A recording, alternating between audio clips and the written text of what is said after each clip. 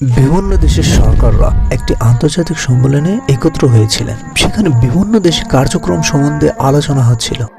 সেখানে আমাদের বাংলাদেশের মন্ত্রীও ছিল। আর বাংলাদেশের মন্ত্রীর বুদ্ধি শুনে সবাই অবাক হলেন। একটি আন্তর্জাতিক সম্মেলন হচ্ছিল, এক এক করে ডাকা হলো। তখন প্রথম বক্তা, তিনি ফ্রান্সের প্রধানমন্ত্রী ছিলেন। তিনি বললেন, আমরা সম্প্রদায় একটি নতুন আইন পরিবর্তন করেছি, যা শহরের সকল ক্যাফেতে কফি তৈরির জন্য নতুন নিয়মাবলী কার্যক্রম করবে।